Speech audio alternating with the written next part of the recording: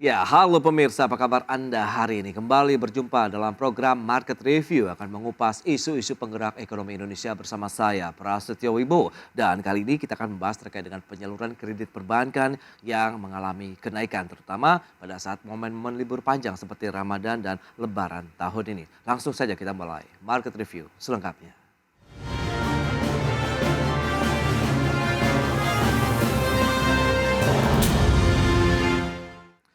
Bank Indonesia mencatat penyaluran kredit pada Maret 2023 sebesar Rp6.424 triliun atau tumbuh sekitar 9,8% secara tahunan.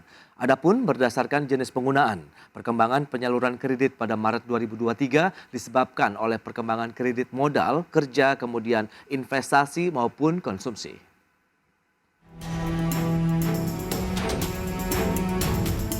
Bank Indonesia mencatat penyaluran kredit pada Maret 2023 sebesar Rp6.424,4 triliun atau tumbuh 9,8% secara tahunan setelah bulan sebelumnya tumbuh 10,4% secara tahunan. Perkembangan tersebut sejalan dengan laju penyaluran kredit pada golongan debitur korporasi yang tumbuh 10,1% dan perorangan 9,3%. Adapun berdasarkan jenis penggunaan, perkembangan penyaluran kredit pada Maret 2023 disebabkan oleh perkembangan kredit modal kerja, kredit investasi, maupun kredit konsumsi. Pada Maret 2023, kredit modal kerja atau KMK tumbuh 10% setelah pada bulan sebelumnya tumbuh 10,2%. Sedangkan kredit investasi pada Maret 2023 tumbuh 10,3%, terutama bersumber dari sektor industri pengolahan serta sektor pengangkutan dan komunikasi. Sementara itu, kredit konsumsi tumbuh 9,1% secara tahunan pada Maret 2023 setelah tumbuh 9,6% pada bulan sebelumnya, disebabkan oleh perkembangan kredit pemilikan rumah dan kredit multiguna.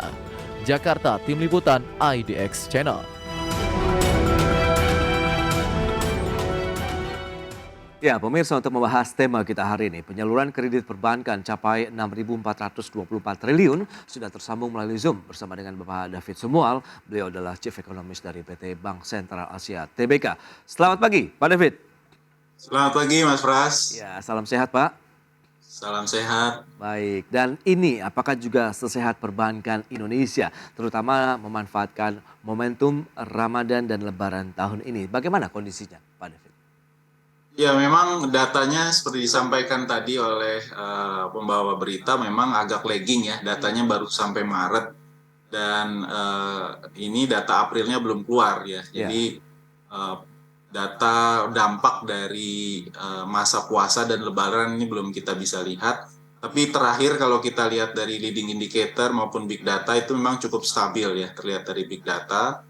Ini ada pertumbuhan dari sisi belanja maupun sisi penerimaan pebisnis itu antara 2-4%. Memang kelihatannya ada beberapa faktor ya Mas Pras yang membuat kelihatannya kenaikan Lebaran tahun ini tidak sesignifikan tahun lalu. Oke. Jadi yang pertama memang perlu dicatat ini akan ada pergeseran tiap tahun ya, masa Lebarannya sekitar 12-14 hari. Nah, ini jadi ada faktor high base effect juga ya. Karena tahun lalu kita ingat ada pembukaan PPKM ya. Jadi angkanya tinggi sekali melonjak. Lalu kan Lebaran ya. Dan yang kedua juga tahun lalu ada kenaikan harga komoditas yang relatif signifikan. Pasca ada perang ya. Waktu itu pecah perang di Ukraina yang mendorong kenaikan harga komoditas yang cukup kencang ya. Jadi ini juga dua faktor ini yang mungkin berpengaruh. Selain juga ada faktor-faktor yang lain, terutama juga memang, terutama di beberapa sektor ya, ini ada masalah PHK juga ya. Kita ketahui di sektor teknologi yang terkait dengan perlambatan ekonomi global seperti tekstil dan seterusnya. Dan juga kelihatannya juga spending agak tertahan juga ya, karena banyak pemberitaan negatif di akhir tahun lalu. Dan terakhir juga kita perhatikan ada pengaruh dari pemberitaan negatif resesi global dan juga kondisi harga komoditas yang cenderung masih menurun dibandingkan periode tahun lalu. Berarti tantangan di tahun 2023 ini akan sedikit lebih mungkin berat begitu, challenging dibandingkan dengan tahun 2022 lalu. Ya, kelihatannya memang kami memperkirakan memang di 2022 itu akan signifikan sekali pertumbuhannya karena faktor low base effect tadi Ya. ya, jadi naik tinggi. Nah, tahun ini malah high base effect karena tahun lalu tinggi sekali, kelihatannya normalisasi di tahun ini. Hmm, Memang perlu ada katalis lain ya, kita oke. harapkan nanti ke depan terutama dari belanja pemerintah yang memang kelihatannya kita kan masih mencatat surplus ya di kuartal 1 dan ini biasa memang normal dan biasanya percepatan baru Ya. terjadi di semester 2. Yang kedua kita berharap juga mungkin dari sisi pemilu nanti ya di akhir tahun kan ini mulai November, Desember kita berharap mulai ada signifikan belanja pemilu yang tentunya akan mempengaruhi juga beberapa sektor kinerjanya ke depan. Oke, tapi menurut Anda dengan pertumbuhan saat ini untuk penyaluran kredit perbankan, ini masih cukup ekspansif tidak sih di angka 9%?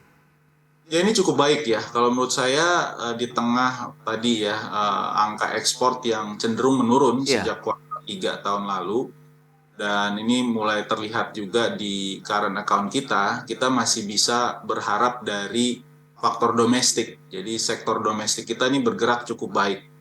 Jadi pertumbuhan 10 sampai 12% pertumbuhan kredit ya Mas Pras ini kelihatan masih akan bisa kita capai tahun ini. Mudah-mudahan bisa lebih. Apalagi di tantangan semester 1 aja kita Ya. masih bisa tumbuh sekitaran 10% tadi. Baik, tapi untuk menggairahkan lagi aktivitas ekonomi, konsumsi di dalam negeri yang memang diharapkan menjadi pemicu lagi dari penyaluran kredit perbankan, ini perlu treatment ataupun mungkin booster seperti apa yang dibutuhkan dunia usaha ataupun iklim investasi kita?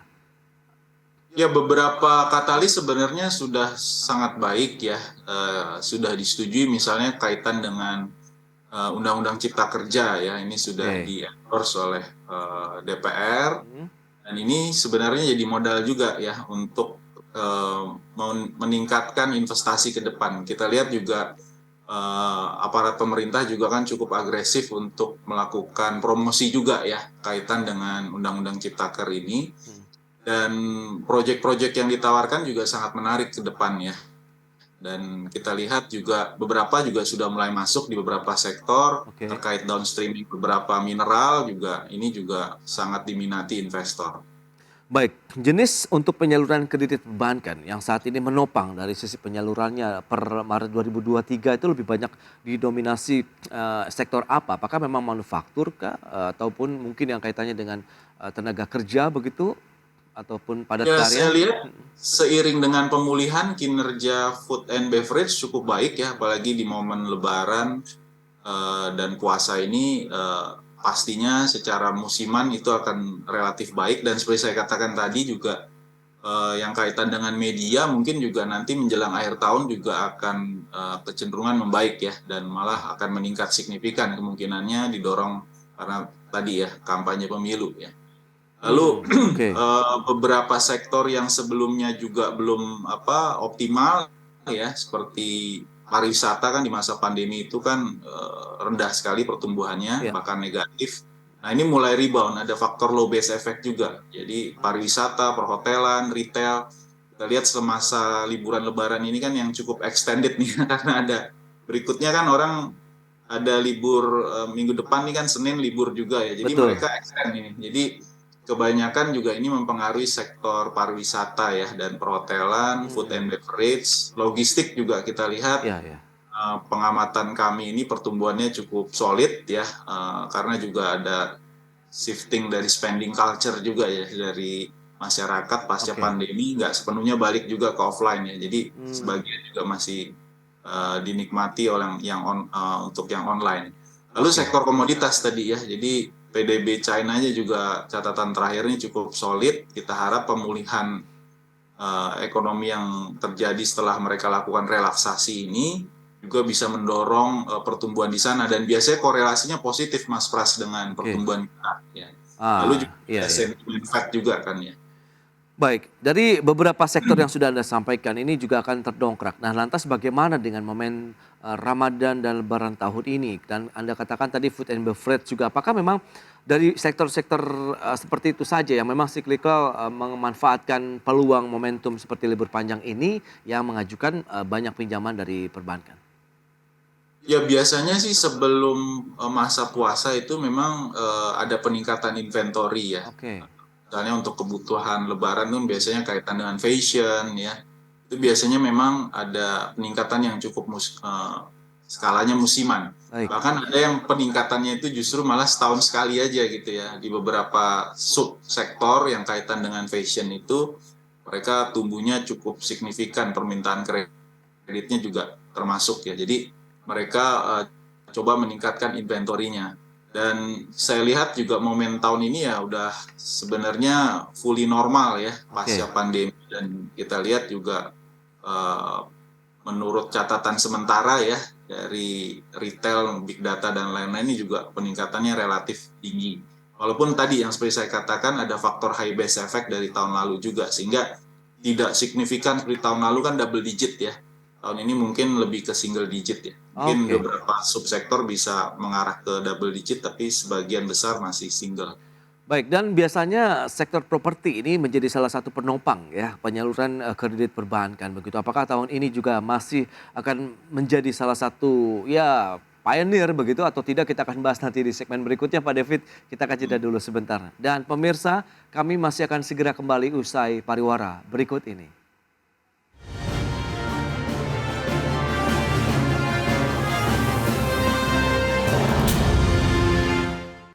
Ya, terima kasih Anda masih bergabung bersama kami dalam Market Review. Berikut ini kami sampaikan infografik untuk Anda terkait dengan penyaluran kredit perbankan untuk sektor properti. Seperti apa kinerjanya, data selengkapnya bisa Anda saksikan di layar televisi Anda.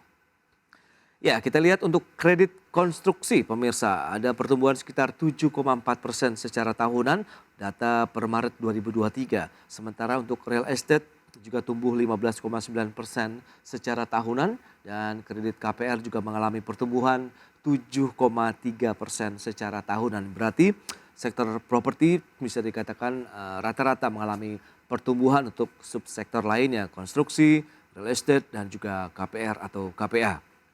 Berikutnya penyaluran kredit untuk UMKM, ini yang memang menjadi fokus pemerintah dalam beberapa tahun terakhir. Tapi kita lihat kinerja dari penyaluran kreditnya per Maret 2023 justru mengalami pertumbuhan negatif untuk yang kredit UMKM skala kecil. Minus 6,9% secara tahunan. Kemudian untuk UMKM skala menengahnya juga tumbuh negatif minus 12,9% secara tahunan atau year on year. Yang menarik perlu dicermati ini pemirsa, kredit UMKM justru untuk skala mikro. Ini yang paling kecil justru tumbuhnya double digit, 43,9% secara tahunan. Baik, kita akan langsung bahas bersama dengan Bapak David Sumual, Chief Economist Bank Sentral Asia. Ya Pak David, kalau kita cermati data yang tadi sudah disampaikan, apa yang perlu kita lihat dan bisa analisis dari penyaluran kredit properti? Ini sektor properti nampaknya memang masih menjadi backbone untuk penyaluran kredit perbankan nasional kah atau bagaimana Pak David?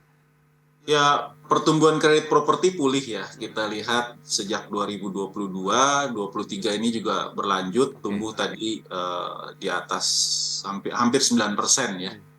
Dan ini juga sebenarnya beberapa insentif masih berjalan, Mas Pras ya. Oke. Contohnya misalnya untuk LTV 100% ya, atau down payment 0% ini masih diperpanjang sampai akhir tahun 2023. Dan juga dari ke sisi kebijakan moneter ya, terutama kebijakan Bank Indonesia soal operation twist ya, itu membuat yield curve juga agak melandai ya. Sehingga kita lihat juga margin bank sebenarnya kecenderungan akan menurun ya, sehingga perlu ada peningkatan volume kredit juga ya. Jadi sebenarnya perbankan itu juga berupaya untuk mendorong penyaluran kredit ya, apalagi demand-nya juga pasca pandemi ini kan juga mulai meningkat ya. Jadi ini kelihatannya cukup sesuai juga ya. Apalagi kita tahu sektor properti ini kontribusinya dalam perekonomian nasional cukup besar. Itu sekitar 14,6% dari pertumbuhan dari GDP kita ya. Oke. Dan penyerapan tenaga kerjanya juga ini rata-rata ya 5 tahun terakhir ya, sejak 2017 itu sekitar 13,8 juta ya. Jadi sangat besar, dan ini representasi sekitar 10,2% dari angkatan kerja kita. Hmm. Jadi memang kalau sektor ini bergerak, sub-sub sektor maupun juga penyerapan tenaga kerjanya yang terdampak ini juga Ya, efeknya juga sangat signifikan ya. Dan betul. juga dari sisi kebijakan pemerintah juga sangat suportif kita lihat ya, ada sentimen untuk mendukung dari sisi kebijakan dan juga terakhir juga sebenarnya dari sisi harga bahan bangunan agak menurun ya. Tadi karena harga komoditas kan internasional cenderung turun dan Oke. ini juga menjadi momentum juga ya buat developer juga atau buat mereka yang ingin membangun properti ini karena harga bahan bangunan cenderung menurun ya. Iya, iya. Belanja masyarakat sejauh ini juga masih cukup baik dan NPL di sektor properti ini sejalan juga dengan NPL nasional ya di berbagai sektor juga cenderung menurun ya. Jadi angka loan at risk-nya ini nasional mudah-mudahan bisa masuk ke single digit ya di kuartal 2 ini. Nah, ini juga menjadi sentimen positif juga Oke. buat berbagai sektor termasuk sektor properti ini. Baik, real estate ini menarik, pertumbuhannya double digit 15,9%. Apa yang perlu dicermati? Apakah memang kelas menengah ataupun sampai dengan kelas yang atas ini yang justru membutuhkan atau banyak melakukan pembelian properti dibandingkan mungkin MBR, kemudian generasi millennials yang juga sedang mencari produk-produk properti, Pak David? Kalau sampai data terakhir ya, data dari Bank Indonesia dari survei properti yang mereka lakukan, memang segmen yang diminati itu segmen atas ya. Jadi Oke, eh, apa namanya properti yang nilainya cukup tinggi ya. Mungkin juga kaitan juga dengan banyak mereka yang butuh uang cepat semasa pandemi dan mereka apa namanya menjual ya propertinya. Dan selanjutnya juga segmen yang paling bawah. Ini juga pertumbuhannya juga cukup kuat. oke. Ya, jadi ini mungkin kebanyakan mereka yang berada di segmen ini membeli properti yang memang mereka lakukan untuk konsumsi bukan investasi. Sedangkan untuk investasi ini biasanya kebanyakan masuk ke segmen menengah ya. Jadi kelihatannya pertumbuhannya masih mediocre ya. Jadi belum sesignifikan apa namanya yang luxurious property tadi ya. Oke. Saya pikir akan menyusul ke depannya ya karena tadi banyak sentimen positif yang akan mendorong pertumbuhan di segmen ini ya. Apalagi kalau kita lihat beberapa developer juga cukup aktif ya untuk melakukan pembukaan proyek-proyek baru ya dan saya pikir mereka juga melihat juga suku bunga kan juga relatif murah nih ya sekarang ya. Yes, karena sudah ditahan lagi begitu oleh Ya, Bank Sentral ya. suku Dan bunga deposit apalagi juga masih relatif rendah oke. ya. Suku bunga kredit propertinya ini Ya. belum meningkat Hmm. sebenarnya persaingan cukup ketat sehingga insentif juga ya buat mereka yang mau berinvestasi di sektor properti juga Mas Pras. Oke, dan tadi ada penyaluran untuk kredit UMKM, justru yang mikro ini juga mengalami pertumbuhan yang signifikan. Kita akan bahas lagi di segmen berikutnya Pak David dan pemirsa, kami akan segera kembali sesaat lagi.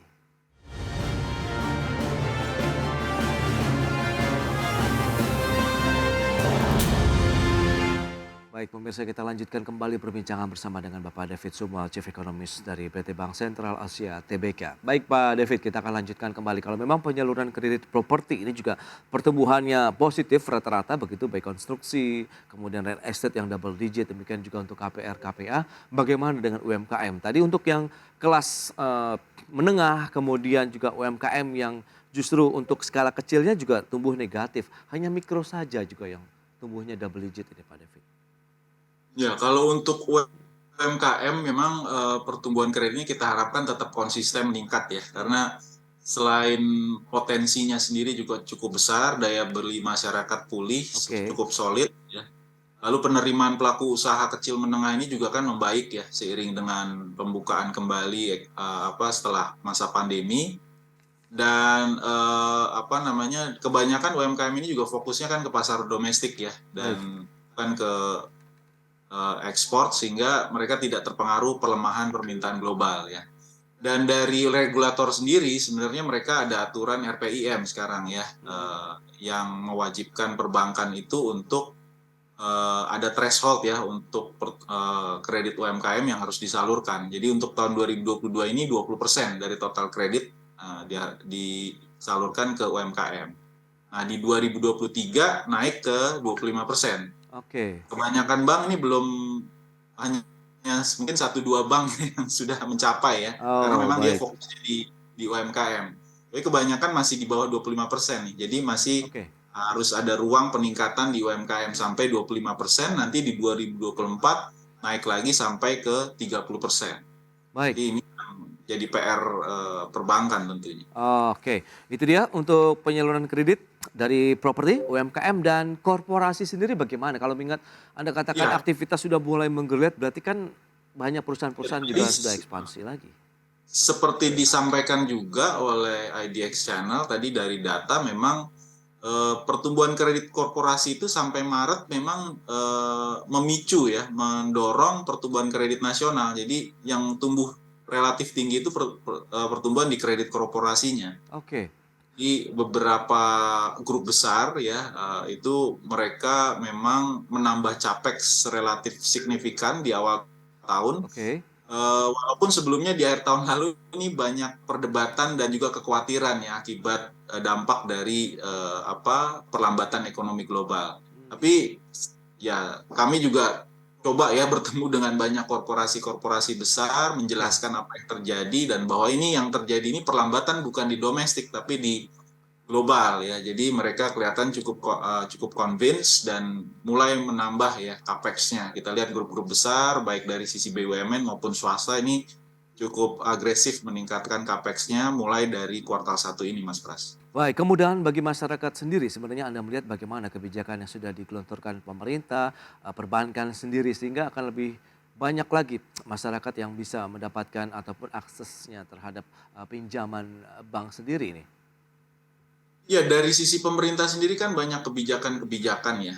Contohnya misalnya KUR. Hmm, Sekarang juga mudah sekali ada kalau kita punya usaha yang kita sudah punya cash flow-nya ya, itu ada penyaluran kredit via KUR ya, yang ini disubsidi pemerintah ya, baik, bunganya. Dan ini bunganya juga terus menurun ya. oke. Kita lihat dari tahun ke tahun dan saya pikir ini cukup affordable ya, bisa diakses oleh masyarakat secara umum.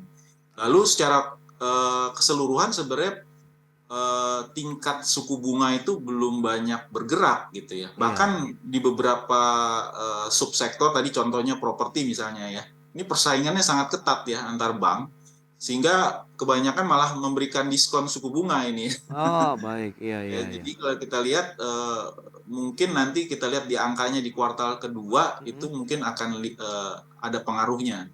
Dan biasanya ketika suku bunga kebijakan naik ya, ini kan suku bunga kebijakan sebenarnya sudah naik sejak tahun lalu ya, oke. Agustus tahun lalu.